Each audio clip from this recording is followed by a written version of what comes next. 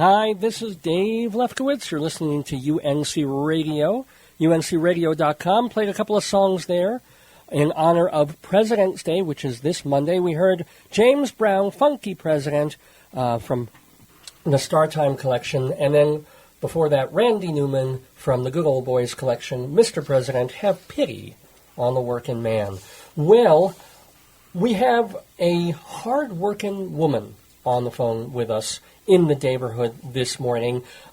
She worked hard for 10 years on TV doing a wonderful sitcom called Alice. And then since then, she's been working hard both in New York, doing shows on and off Broadway, as well as building a theater out in North Carolina, which I think is pretty amazing, and we'll ask her about that as well. But as I mentioned just before the music, Linda Lavin is currently off Broadway at Lincoln Center doing a play called Other Desert Cities. She's gotten amazing reviews. It has gotten wonderful reviews, too. She will be at Birdland on February 21st to introduce her new CD called Possibilities, and she'll be doing Follies at the Kennedy Center in a few weeks. So, yes, James Brown may have been the hardest working man in show business, but Linda Lavin, she's up there as possibly the hardest working woman in show business. Linda Lavin, welcome to the Daverhood. How are you doing? Thank you, Dave. I'm doing just fine, thank you. What a wonderful introduction. That just about answers all the questions, doesn't it? Well, I'll try and find a few. It's Birdland tomorrow night. Oh, it's Birdland tomorrow night? Oh, I thought it was the 21st. That's February 21st. 21st. Today's the 20th. I know, it creeps up, doesn't it? Tomorrow night at 7 p.m. Right, wait, today's the 19th, I think. So the 21st is Monday night. Today, I'm sorry, you're right. I just jumped to Sunday. You're absolutely right. Please don't deprive me. Saturday. No, you know what? I do 8 shows a week, and I sometimes don't know what day it is. You're absolutely right. Today is Saturday. Tomorrow, I have 2 shows today at Lincoln Center, and then tomorrow is Sunday. Have 1 show, and Monday night on the 21st, I'll be at Birdland with a great band headed by Billy Stritch, my musical director, and the great pianist that he is and singer. And Bucky Pizzarelli is playing guitar on the date. My husband is my drummer, Steve Zakunis. Aaron Weinstein, a wonderful jazz violinist. And I'll be singing some fabulous songs. It's a great compilation of songs, most of which are on the new CD called Possibilities. And Possibilities is named so because of what it means in life and because it's named after a song I sang in a Broadway show in 1965 called You've Got Possibilities. And the show was It's a Bird, It's a Plane, It's Superman. So the new CD is coming out Monday night, and I'm very excited about that. Now, how did you brainstorm? I guess you worked with Billy Stritch on choosing the songs and figuring this would work on the CD. Yeah, is that... Sure. Mm-hmm. Well, you choose songs with somebody. As a collaboration is essential, I think, in life, in every area of life, and certainly in creating a show. I've been doing this show now for about 7 years, and I started singing songs that, and Jim Caruso is my inspiration. He's the man who runs the Birdland series on Monday nights, and an old friend who has his own cabaret act. And I used to go and see him, and just loved watching him, and he'd say, you should do this. So he put it together for me, helped me put it together, and that was 7 years ago.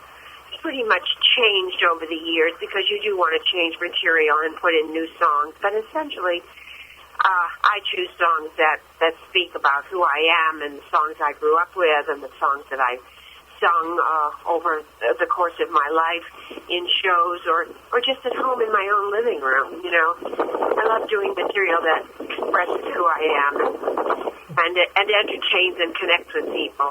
It's all about connecting.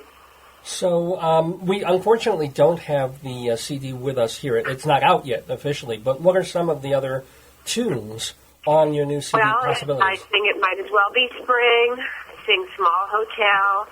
I do a Donald Fagen song called Between the Raindrops. I do it, You've Got Possibilities. I do Quiet Nights of Quiet Stars, also known as Corcovado, the Jobim Brazilian song. I do a beautiful ballad I'm in Love Again that Peggy Lee made famous. Oh, wow, yeah. So it's a wonderful combination of it's a wonderful collection, I think, of the American Songbook, and I'll be adding a couple of new tunes for the show on Monday night as well.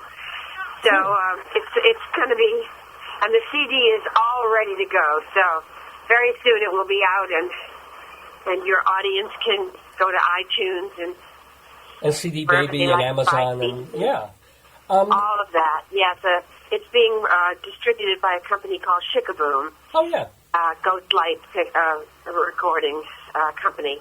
Yeah, and so they know what they're doing, and I'll let them do it. And hope that people find me. Yeah. Now, moving from the songstress Linda Lavin to the actress Linda Lavin, I guess it is fair to ask, at this stage of your career, and you're still doing 8 shows a week as you're appearing off Broadway at Lincoln Center, has it gotten more difficult to do the Broadway quote-unquote grind of 8 shows? Or, it just, does it depend on the play and you're fine, you don't feel it? Well, you're right. It depends on the material. It depends on what you're doing. Last year on Broadway, I did a play called Collected Stories by Donald Margulies with Sarah Paulson. There were just the 2 of us. Mm-hmm. That's difficult when there are just 2 actors doing a 2-act play for 3 hours twice a day. There's nobody to relieve the energy, the pressure. This is a wonderful company of 5 actors, all of whom have scenes with each other or together. I don't carry the play. My character's very important in the play. I have great lines, and the play is hugely successful. We are completely sold out, and all the audience is just studded with celebrities and actors and directors and producers who are interested in seeing this play because it's a milestone play by a great playwright, John Robin Bates. But no, it doesn't get. I mean, in life, what gets harder is is the challenge. If things get harder, then you learn to do them in a different way, and if it's about aging or getting older, I mean, I think that it's always been hard to do 8 shows a week, and I'd like to find the guy who invented that, and it was a producer, I'm sure. It's a piece of my mind. Well, as long as you have the theater, you might as well do 2 shows in it because the rent is the same for the 24-hour period. But well, that's the brilliance, as it were, of these people who bring in Seussical and plays like that and cast them double, because the producers know if you do 12 shows a week, for during the holidays, you can bring in $2 million. You just double cast. If you're doing Seussical, then the star of the show is Seussical. Right. And if you're doing a play like mine, then the stars of the show are Stockard Channing, Stacy Keach, right. Me. You're selling names. And with a play like there are other shows that you can do, the big musicals where there isn't one star name. If you're doing Hello, Dolly with Carol Channing, then she's not going to be being duplicated by somebody else for one of those shows. Right. And she's going to do 8 shows a week. It's very individual. People like doing 8 shows a week for 2 and 3 and 4 and 5 years. It gives them a job to go to. It's a living, and it's a respectful living, and you're doing what you love. I tend to go toward the short run, which this is at Lincoln Center. I enjoy doing something for 3 months at the most, and then I'm ready to move on. Well, isn't there my own theater? Isn't there some talk of moving other desert cities? There is some talk of it. Yes, that's exactly what there is. Some talk of it. They're talking about moving it in the fall to Broadway. Yes. Would you? Well, the play definitely will have a life after this production because it's just a formidable American play. But I assume you would want to move with it. I mean, you've done your 3 months, but wouldn't you want to go and do it on Broadway if it moves? Well, I don't know. At this point, I really don't know. It's at this point very far in the future, but we're certainly talking about it. So we'll see what happens. Can I ask, Linda Lavin, what your process is when you're you get a script and you're going to be doing it on or off Broadway, or even if you I don't know if you act at the Barn Theater that you administer, but you get a script. My husband and I started a theater 4 years ago, and it's called the Red Barn Studio Theater. Mm-hmm. And you can go redbarnstudiotheater.com and look on our website to see, indeed, that I have been acting, and so has he. We've done 11 productions in 4 years. We work with local actors. It's community theater, and it's a 50-seat theater. And right now we are presenting Lobby Hero by Kenneth Lonergan. Oh, yeah.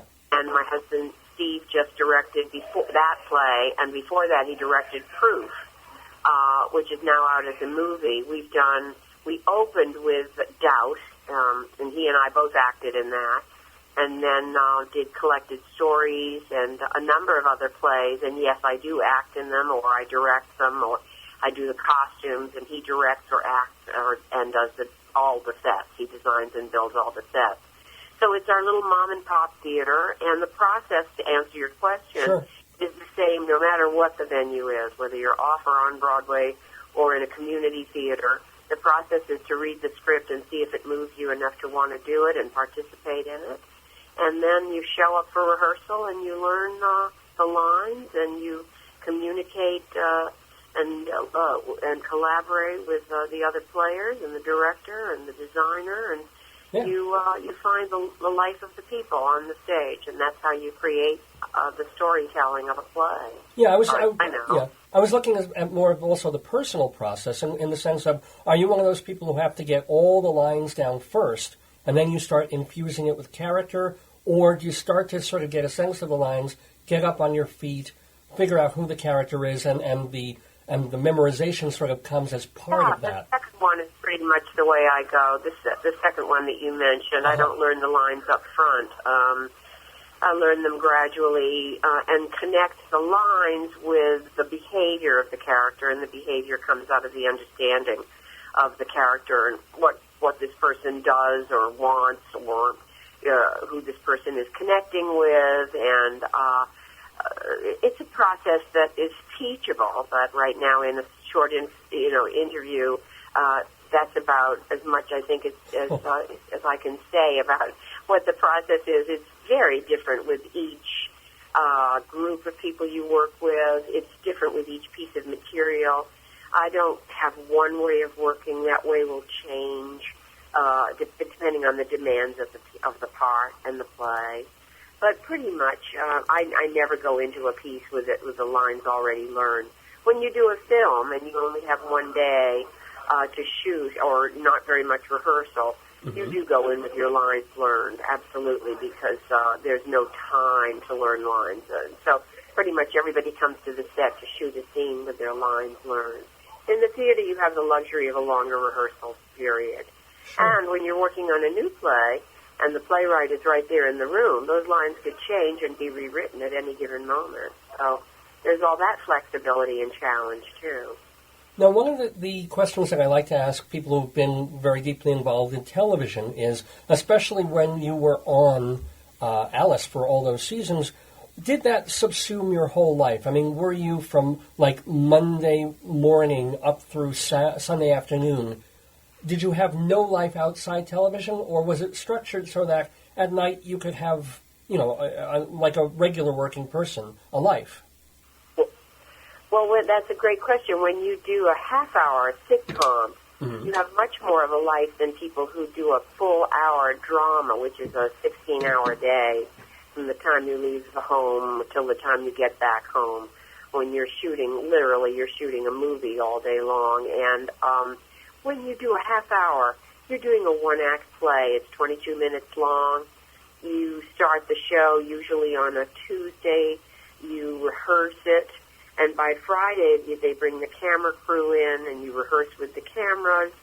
And you have the weekend off, so you do have a life. And then you come back on Monday or Tuesday, and you shoot the show in front of an audience. You usually do it twice.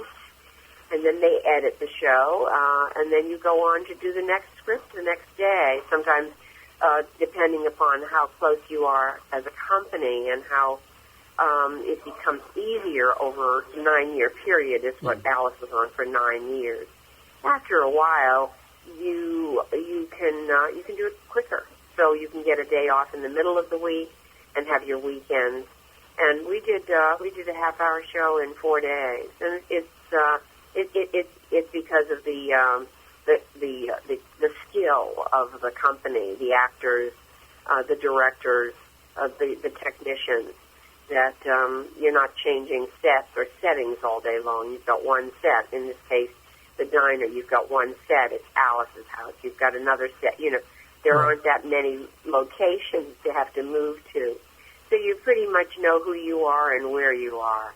And pretty much the sitcoms are done in 4 or 5 days, so you definitely do have a life and some time around the show, absolutely. But it also, I guess, becomes on some level a second family. I'm kind of curious, like in the last couple of episodes of the final season, was there sort of a grieving process? Was it kind of like saying goodbye to, I mean, I assume the last episode was really tough. I'm sorry? Well, from the time that we knew that we were going to, from the time that we knew that we were going to end the season that year, and we ended the series in at the end of its 9th season. Mm-hmm. And from the time we knew that, we started, learning to say goodbye, and it wasn't a sudden break. So that was a very gracious way to be able to end a long period of, as you say, a second family and working together with people every day and knowing you weren't going to see them again the same way. Yeah. Now, we have just a couple more minutes with Linda Lavin, the actress who is going to be releasing a CD in just a week or so called Possibilities. She'll be at Birdland on Monday night, if you want to see her there in New York, or, of course, 8 times a week at the Mitzi Newhouse Theater doing Other Desert Cities, the John Robin Bates play. I'm curious, looking back, what would be like the most difficult role that you've had? I know you've played Mama Rose, and lots of people say, well, it must have been that. But was it? Well, I would say physically, Mama Rose was the most difficult musical. I think it's the most difficult musical ever written for a woman in the musical world, in the American musical theater. Pretty much matched by a play of Charles Bush's. Charles wrote a play called Tale of the Allergist's Wife, and I performed that for the better part of a year and a half, off and on Broadway, and that took a lot of physical agility and strength and energy. So I would say those were the 2 most difficult roles to sustain over a period of time. But when you have good training, and I had good teachers and good trainers, it was kind of, you have to prepare as you do prepare for a marathon. And the next thing you knew, you've done 27 miles, and you don't know how you did it, but you do it, and you get stronger doing it. So those were the 2 toughest roles, I would say. But they're tough psychologically, too. They're tough emotionally. But as far as physical and the whole dynamic of, I'm in an elevator right now going up to my apartment. Sure. The dynamic of developing a character, one of the toughest was The Diary of Anne Frank, which is a very painful part of our history. And that was difficult in terms of the emotional and psychological effort that it took to recreate or to discover the situation of that life and those people in that life. So there you have it. And I do love that. I mean, you mentioned The Diary of Anne Frank, but I do love that quote about when you decided to pick up and not live in New York, not live in L.A., but actually move to North Carolina. And one of the things you said when you were scoping out a place to live, I would love if you shared it with us. You've said it a couple of times. When you decided to move to North Carolina, one of the things that made you know that it would be okay for you to live where you're living is what was there. Well, it was a very vital arts and theater community. Right. And it was a place where I could join a community and do the things I love doing, participate in theater. There's a film studio there, which is how I got there. Oh, yeah. And I went there to make a movie, and I fell in love with the town, beautiful city on a river, a port city. And I just felt that it was a place where I could have a good life. Oh, and also what I was kind of alluding to was the fact that you saw there was a synagogue there, and you were like, oh, I'm not going to be the only Jew, which I found kind of funny. And one of the things that you told a friend of mine, Michael Riegel, in an interview with you this past week in the New York Post, is that you're living proof that if you make changes in your life, happiness and love can come your way. So in some ways, you're lucky, but you make your own luck. Is that sort of the feeling there?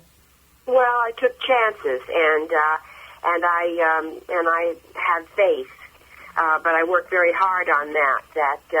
That everything that supposed to happen in life is beyond my control, and it really behooves me to accept what's happening, and to change what I can, and to stay away from the things that I can't change, and to understand that I can't control certain people or places or things, but I can certainly live with hope and the possibilities of all the all that there is in life, artistically and emotionally and creatively.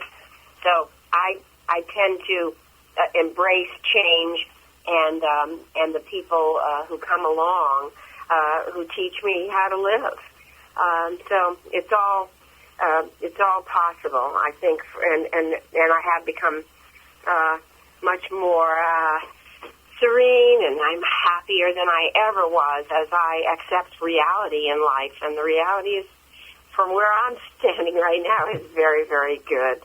Very good indeed. Well, it's also very good for all the folks who want to share in your talent and to see you up on stage at Lincoln Center, or to put on your CD, or you can watch, of course, reruns of Alice on TV. Linda Lavin's all over the place, so do take advantage, folks, of the wonderful work that you are doing and have done for decades now. So, thank you so much, Dave. I appreciate that. Very respectful and a lovely time talking with you. It's been a blast. Thanks for your attention. All right. Have a great weekend and some great shows. Bye-bye now. Same to you. Thanks a lot. Bye-bye.